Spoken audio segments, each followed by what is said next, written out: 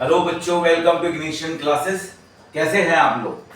चलिए आज हम लोग एक टॉपिक डिस्कस करेंगे इशू ऑफ शेयर की। इशू ऑफ शेयर में हम लोग जो बात करने वाले हैं, इशू ऑफ शेयर चैप्टर से उसके पार्ट है issue of share for consideration other than cash की। इसके बारे में हम लोग डिस्कस करेंगे क्योंकि ये वीडियो हम लोग इसलिए आज हम लोग क्लास रिकॉर्ड कर रहे हैं issue of share other than cash के लिए। स्पेशली इसकी जितनी जनरलिटी हैं, क्या क्या केसेस हैं, उसको हम लोग आज बच्चों डिस्कस करेंगे। ठीक है ना? तो जितने भी केसेस हम लोग यहाँ पे रिकॉर्ड करेंगे आज की क्लास में, हम लोग सिर्फ बेसिक के ऊपर बात करेंगे। नेक्स्ट जो हम इसके ऊपर हमारा जो नेक्स्ट वीडियो आएगा उसके ऊपर हम लोग सम्स को भी सॉल्व करेंगे सारे केसेस के अंदर में। चलिए स्टार्ट करते हैं। देखो बच्चों, issue of share for consideration other than cash, इसका मतलब क्या है कि कंपनी जब शेयर इशू कर रही है कैश के अलावा, मतलब यहां पे क्या कर रही है कंपनी, किसी को शेयर दे रही है बट कैश उसके बदले में नहीं ले रही है। तो क्यों और किस सिचुएशन में कंपनी ऐसा करती है?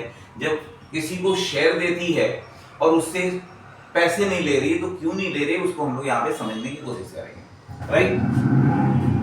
When asset of business purchase by a company, the payment of asset price can be made by issue of shares to vendor। इसका मतलब क्या बच्चा, पहले आप समझ लो। जब मैं बात कर रहा हूं यहां पे कि when an asset business purchased by a company, the payment of asset price can be made by issue of shares to vendor। इसका मतलब है कि जब कंपनी किसी से एसेट्स खरीद रही है, उसके बिजनेस को टेक ओवर कर रही है, तो नॉर्मली क्या होता है बच्चों कि जब भी कोई कंपनी एसेट्स खरीदती है तो उसके बदले में पेमेंट करती है। राइट? लेकिन यहां पे हम लोग जो सीखने वाले हैं कि कंपनी जो एसेट खरीद रही है उसके बदले में पैसे नहीं देकर कंपनी उसे अपना शेयर दे रही है, जिससे उसका कंपनी उसको अपना शेयर होल्डर बना लेगी। ओके? तो when the asset purchase by a company, the payment of asset purchase can be made by issue of shares to vendor. ये आपको समझ में आ गया कि कब कंपनी शेयर दे रही है पैसे के बगैर। राइट? दूसरा, परचेज कंसीडरेशन क्या है? Amount payable to vendors against purchase of assets or business is known as purchase consideration। मतलब जो अमाउंट कंपनी पे कर रही है वेंडर्स को, who are the vendors? Vendor वो हैं जिससे कंपनी उसके एसेट्स को, जिससे कंपनी अपने एसेट्स को खरीद रही है या जिसके बिजनेस को टेक ओवर कर रही है, उन्हें हम लोग क्या बोलते हैं? वेंडर बोलते हैं। यहाँ पे तो वेंडर यहाँ पे कौन है? जो हमें एसेट्स बेच रहा है या जो हमें अपने बिजनेस को बेच रहा है, वो हमारा वेंडर कहलाएगा, मतलब कंपनी का वेंडर कहलाएगा। I hope this is clear to all. तो परचेज कंसीडरेशन क्या है? Amount payable to vendors against purchase of assets और business is known as purchase consideration. तो जो अमाउंट कंपनी या हम लोग पे करेंगे, जो कंपनी हम हैं, अगर हम लोग कोई कंपनी है तो हम जिसके एसेट्स को खरीद रहे हैं या जिसके बिजनेस को खरीद रहे हैं, उसके बदले में जो उसे हमें पेमेंट करना है या जो हम पेमेंट करेंगे उसे हम लोग क्या बोलेंगे? Purchase consideration. अंडरस्टूड और नॉट? अब परचेज कंसीडरेशन कभी-कभी निकालना पड़ेगा, तो कैसे निकालो बेटा परचेज कंसीडरेशन? आप purchase consideration equal to sundry assets minus sundry liability. अब ये कब होगा? जब आप किसी बिजनेस को टेक ओवर कर रहे हो, जब आप किसी बिजनेस को परचेस कर रहे हो, तभी ये वाला परचेस कंसीडरेशन लगेगा बच्चा। अदरवाइज अगर आप कोई एसेट खरीद रहे हो तो एसेट का जो प्राइस होगा वही आपका परचेस कंसीडरेशन माना जाएगा। अंडरस्टूड और नॉट? तो यहां पे sundry asset minus sundry liability को परचेस कंसीडरेशन क्यों कहा गया है? इसलिए कहा गया है क्योंकि आप जब किसी बिजनेस को टेक ओवर करते हो तो आप उसके साथ उसके एसेट्स भी लेते हो, लेकिन साथ साथ कंपनी के आप कुछ लायबिलिटी भी टेक ओवर करोगे। जैसे फॉर एग्जांपल एक कंपनी को आपने खरीदा है जिसकी कीमत है 10 लाख रुपए। राइट? लेकिन आपने क्या कहा? 10 लाख रुपए का बिजनेस तो टेक ओवर कर रहे हो, उसके पास जो एसेट्स है उसकी वैल्यू है 10 लाख रुपए, लेकिन कुछ लायबिलिटीज भी है जिसे आप टेक ओवर कर रहे हैं, जैसे क्रेडिटर्स है या कुछ आउटस्टैंडिंग एक्सपेंसेस है जो जिस कंपनी को आप खरीद रहे हो उस कंपनी के ऊपर लायबिलिटी था। तो जब आप उस बिजनेस के सारे एसेट्स लोगे तो आप उसके साथ उसकी लायबिलिटी भी ले रहे हो जो कि आपको पे करना पड़ेगा। तो इसीलिए आपने 10 लाख रुपए का क्या किया?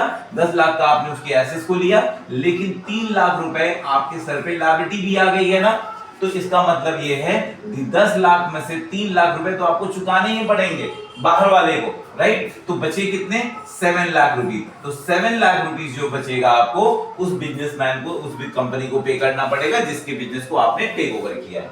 आई होप समझ में आया होगा कि what do you mean by issue of share consideration other than cash, और परचेस कंसीडरेशन का क्या मतलब है बच्चों, आपको ये क्लियर होगा, राइट। चलिए नेक्स्ट पार्ट में चलते हैं।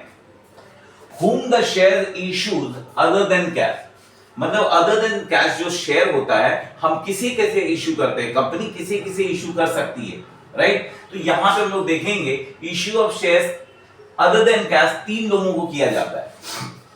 कितने लोगों को? 3 लोगों को। एक पहला है जिसे हम लोग वेंडर बोल रहे हैं, वेंडर को हम लोग इश्यू करते हैं।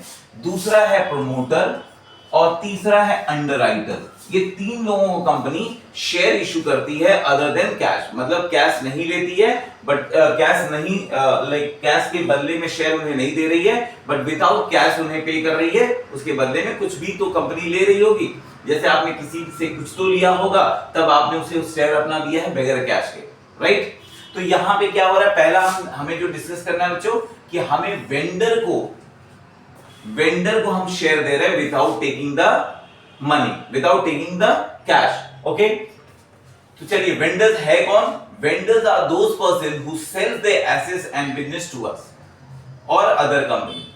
मतलब कोई इंसान भी हो सकता है, कोई इंडिविजुअल हो सकता है, या कोई कंपनी हो सकती है जो तुम्हें अपना एसेट्स या अपने बिजनेस को बेच रही है, उन्हें हम क्या बोलेंगे बच्चा? वेंडर बोलेंगे। I hope this is clear what is vendor. Now next हम लोग आ जाते हैं promoter. Who are the promoters? Promoter क्या है? A promoter is the person और group who start a business और कॉर्पोरेशन। आप देखोगे ना, जो कंपनी को स्टार्ट करते हैं, जो लोग स्टार्ट करते हैं, इनकॉर्पोरेट करते हैं, उन्हें हम लोग क्या बोलते हैं? प्रोमोटर्स बोलते हैं। ऑब्वियसली तो जब जिन्होंने बिजनेस स्टार्ट की है उन्होंने कंपनी को एक सर्विस दी है अपनी, राइट। तो उसके बदले में उन्हें कंपनी का शेयर मिलेगा, राइट। तो ऑब्वियसली भाई उन्होंने क्या किया है? बिजनेस स्टार्ट किया है, सारे एफर्ट दिए हैं, सारी मेहनत की है, सब कुछ उन्होंने किया है, राइट। तो अब वो कैश तो देने वाले नहीं है, यस और नो? तो उन्हें उसके बदले में क्या दिया जाएगा? शेयर दिया जाएगा, राइट। बिकॉज उनको यहां से पैसे उनसे नहीं लेने हैं, बट हमें उन्हें शेयर देना है। उसके रिलेटेड जर्नी क्या होगी हम लोग आगे जाके इसको डिस्कस करेंगे, राइट। तीसरा बंदा जो है अंडरराइटर है। अंडरराइटर कौन है बच्चा? ये आप लोग जान लो, क्योंकि ये जो छोटे छोटे टर्म्स हम लोग बात कर रहे हैं, अगर आपको मीनिंग नहीं पता हो कि वेंडर कौन है, प्रोमोटर्स कौन है और अंडरराइटर्स कौन है, तो आपके कंसेप्ट क्लियर नहीं होंगे और आप किसे शेयर दे रहे हो, क्यों दे रहे हो, बगैर पैसे का क्यों दे रहे हो, ये आपको समझने में दिक्कत होगी बच्चों। तो आपको ये क्लियर होना चाहिए कि who are the vendors, who are the promoters and who are the underwriters, right.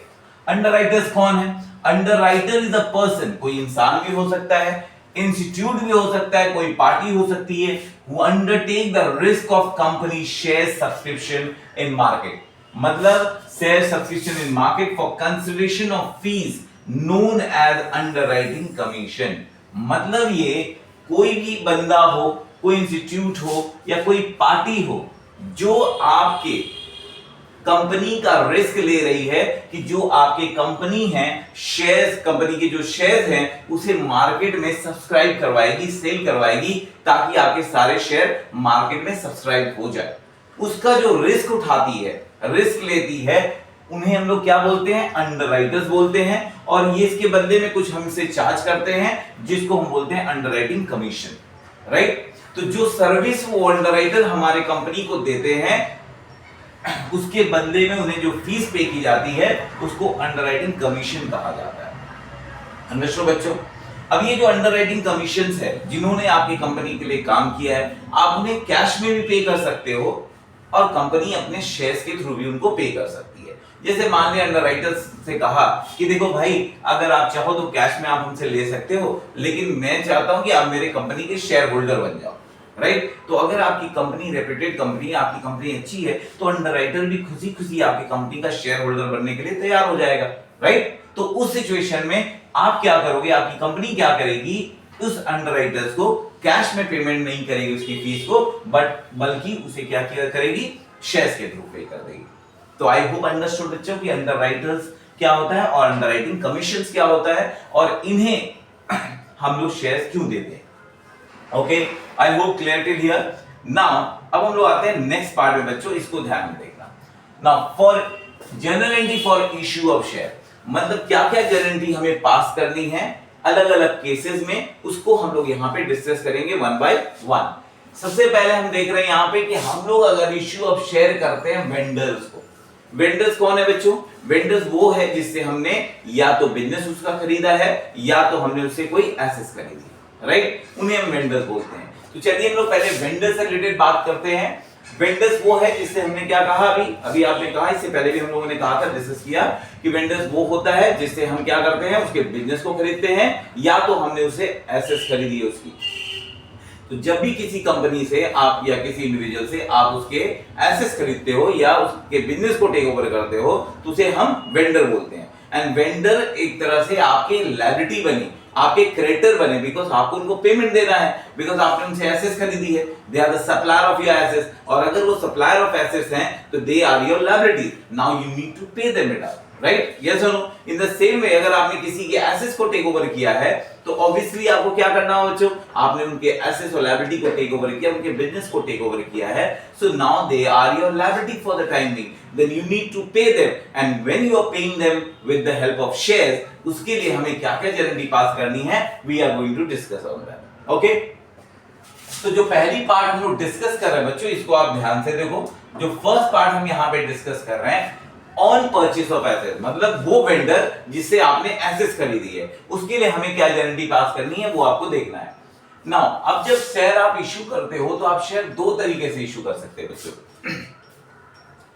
Share आप दो तरीके से इश्यू कर सकते हो, आइदर पार में इश्यू कर सकते हो एट प्रीमियम में इश्यू कर सकते हो। मतलब कि जिन्हें आप शेयर दे रहे हो, अगर आपका जो भी नॉमिनल वैल्यू है, अगर आप नॉमिनल वैल्यू में शेयर्स को इश्यू करते हो तो इश्यू एट पार बोलते हैं, और अगर आप उसी शेयर को प्रीमियम में इश्यू करते हो तो क्या बोलते हैं बच्चों, एट प्रीमियम।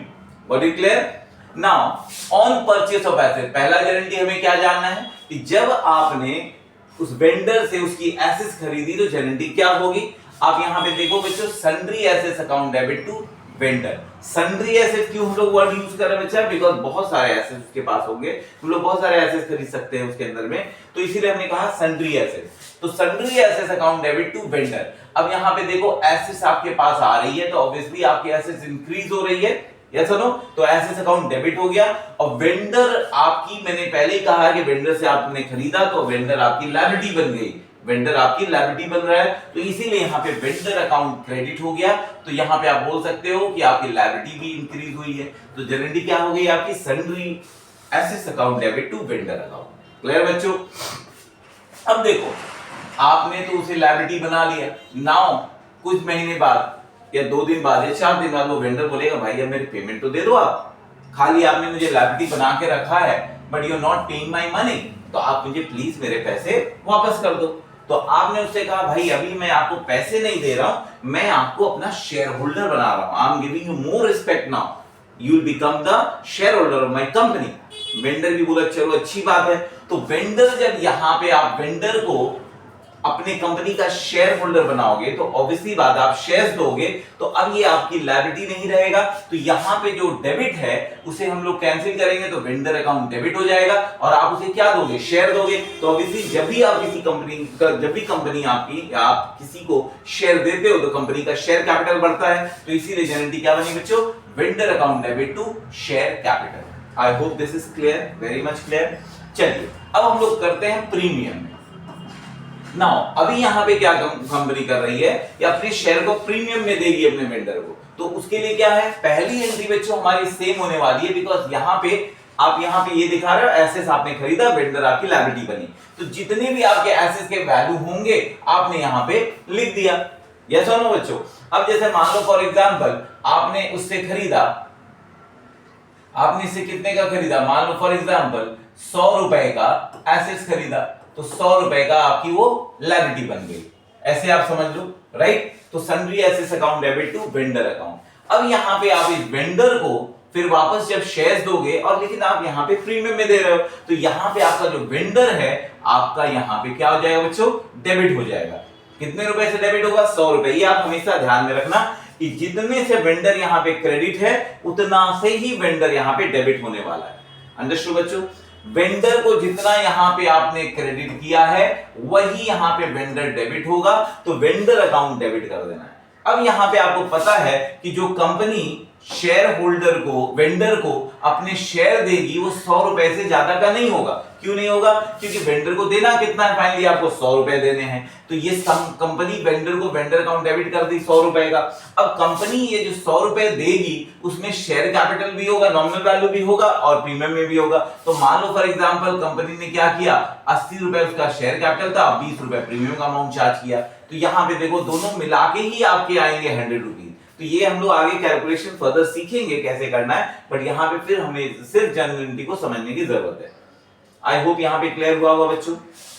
नाउ अब आते हैं ऑन परचेस ऑफ बिजनेस। अगर आप वेंडर से बिजनेस उसका खरीद रहे हो तब जेन्युइनिटी क्या करनी है। यहां पे भी दो केसेस, आप उसे या तो पार में इशू करोगे और या तो आप उसे प्रीमियम में इशू करोगे। बच्चा तो पार में जब इशू करोगे तो क्या होगा, ये चीज आपको ध्यान से देखना है। एसेट्स अकाउंट डेबिट, पहले आप काम करो बच्चों, इसको मत देखो, don't look at this and don't look at this, तब मैं आपको समझाता हूं, ज्यादा क्लियर होगा। ओके, यहां पे ध्यान देना थोड़ा सा मैं जो बताने वाला हूं। देखो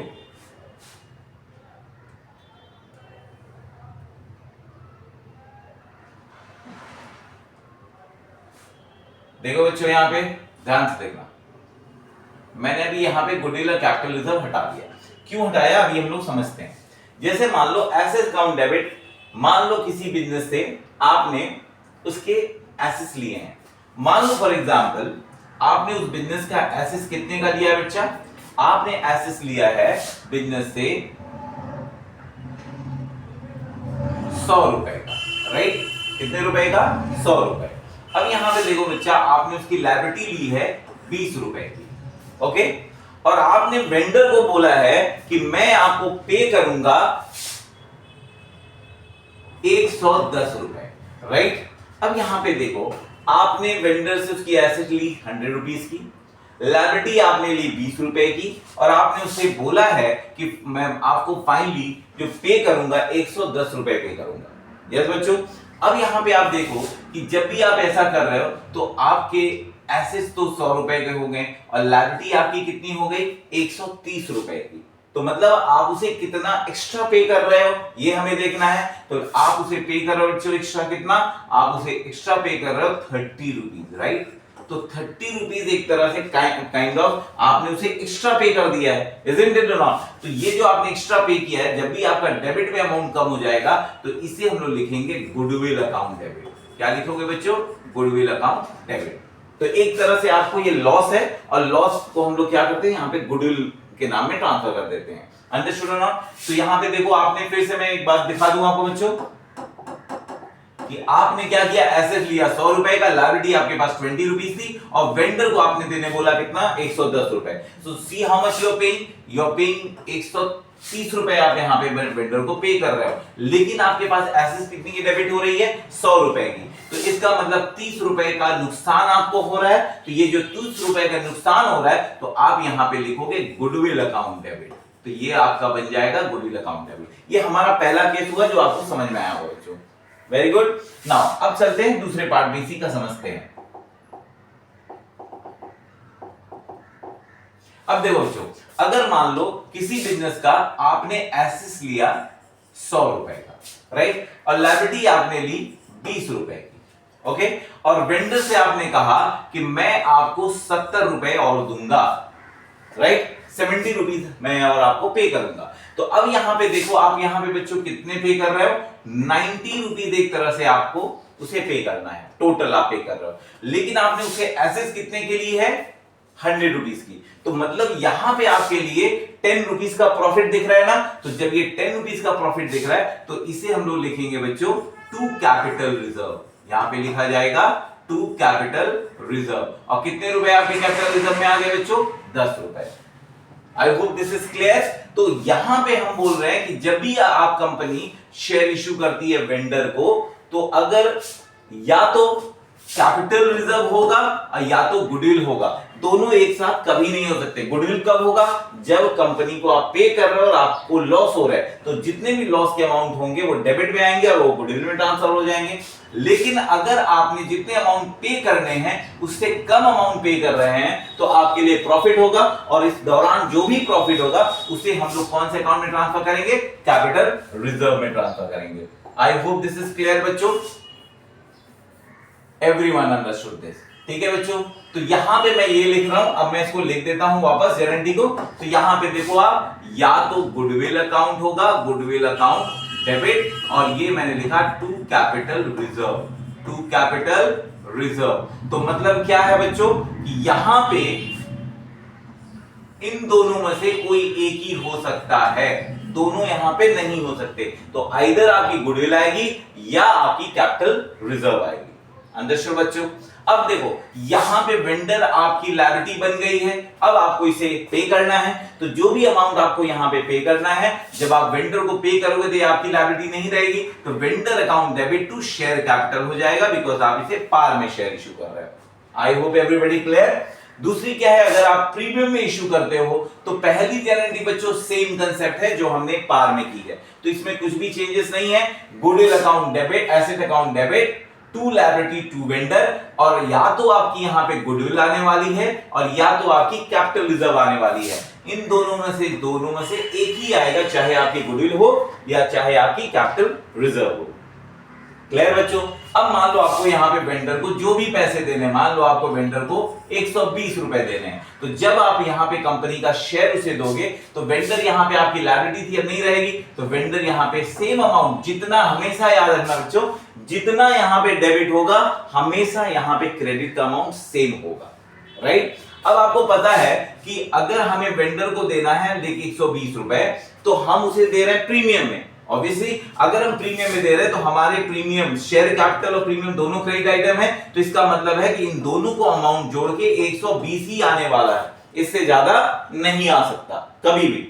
ये आपको ध्यान में रखना है। तो मान लो फॉर एग्जांपल मैंने यहां पे लिया है कि आपका कैपिटल का अमाउंट 100 रुपए है, तो प्रीमियम का अमाउंट 20 रुपए होगा। तो यहां तक समझ में आया बच्चों? अगर फर्दर आगे हम लोग जब डिस्कस करेंगे, सम सॉल्व करेंगे इसके रिलेटेड, तो ये कैलकुलेशन हम आपको और डिटेल में समझाएंगे, बट यहां तक आपको एक एक चीज क्लियर होनी चाहिए। अगर कोई डाउट हो बच्चों तो आप जरूर मुझे कमेंट में भी बोलना, मैं उसको और क्लियर करने की कोशिश करूंगा। ओके? पढ़ो, ऐसा पढ़ना बच्चों ना कि आपको गारंटी को रटना नहीं है, गारंटी को समझना है। समझ में कि नहीं? अगर तुम रटने की कोशिश कर रहे हो ना तो फिर आप अकाउंट्स नहीं सीख रहे हो बच्चों, आप अकाउंट सीख रहे हो, आप हिस्ट्री ज्योग्राफी नहीं कर रहे हो। ठीक है ना? यहाँ पे आपको डेट्स नहीं याद करने हैं कि हिस्ट्री में बाबर कब आया था, क्या नाम है, कौन कब आया था, ये सब आपको नहीं जानना है।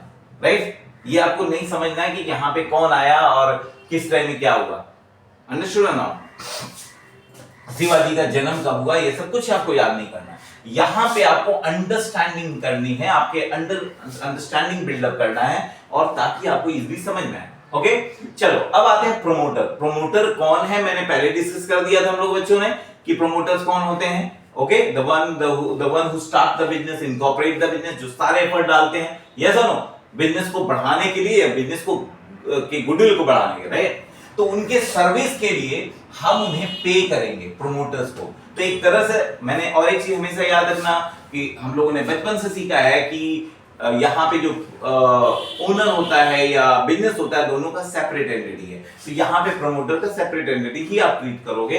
तो यहाँ पे प्रोमोटर्स को पैसे देने हैं या शेयर्स देना है, तो प्रोमोटर एक तरह से लायबिलिटी बना बिजनेस के लिए, लेकिन यहाँ पे क्या बनेगा, गुडविल लिखा जाएगा। और एक चीज लिखा जाता है इनकॉर्पोरेशन कॉस्ट बोल के भी लिखते हैं हम लोग, बट हमने यहाँ पे गुडविल ही लिखा है। ठीक है ना? तो इसका मतलब प्रोमोटर जो भी काम करता है बिजनेस के गुडविल के बढ़ाने के लिए काम करता है, उसकी सर्विस के लिए उसे हम लोग पे करेंगे, इसलिए goodwill account debit to promoter account यहां पे लिखेंगे। राइट? और जैसे ही उसे हम लोग पे करेंगे promoter account debit to share capital, क्योंकि हम लोग यहाँ पे उसे पार में इशू कर रहे हैं। राइट बच्चों?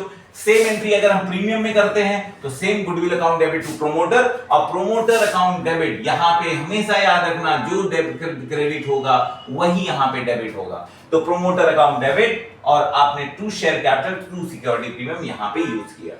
क्लियर बच्चों? तो यहां तक आपको शायद क्लियर होगा, 100% क्लियर होना चाहिए, एकदम क्लियर होना चाहिए। अगर कोई भी प्रॉब्लम होती है तो आप मुझे कमेंट करो, लेकिन जितने भी नोट्स हैं आप इसे अपने कॉपी में नोट डाउन करना, क्योंकि नेक्स्ट टॉपिक जो नेक्स्ट क्लास में हम लोग यहाँ पे क्या करेंगे, इन सारे रिलेटेड जितने भी आइटम हैं उन सब की जेएनटी सॉल्व करने वाले हैं। तो मेक श्योर आप एक एक चीज को फॉलो करना।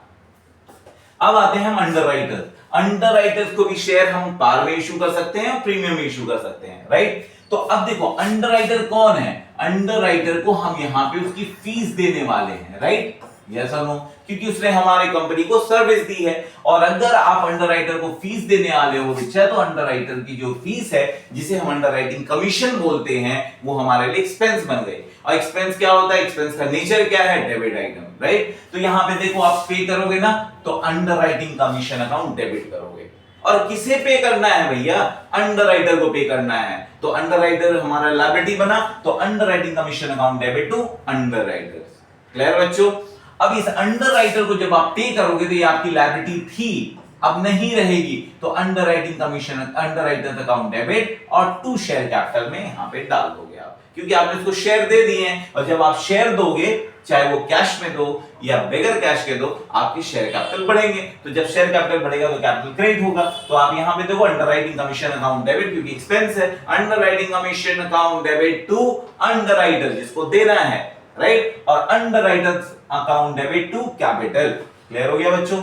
अब आते हैं प्रीमियम में। भाई हम लोगों ने कहा कि नहीं, हम आपको पार में नहीं देंगे, हम प्रीमियम में शेयर इशू करेंगे। चलो वेरी गुड। अंडरराइटर को क्या फर्क पड़ता है, क्योंकि अंडरराइटर वैसे भी हमें पैसे नहीं दे रहा है, ले रहा है। अब देखो अंडरराइटर्स को फिर हम जब प्रीमियम में पे करेंगे, पहले एंट्री हमारी अंडरराइटिंग कमीशन अकाउंट डेबिट। ध्यान से देख लेना बच्चों, कोई प्रॉब्लम हो तो underwriting commission account debit to underwriter होगा। क्या होगा, यहाँ पे आप ध्यान से देखना, अगर कहीं पे प्रॉब्लम हो तो नहीं समझ में आए तो पूछना। देखो मैं थोड़ा बड़ा कर दे रहा हूं ताकि आपको गारंटी क्लियरली दिखे। दिख रहा है ना बच्चों।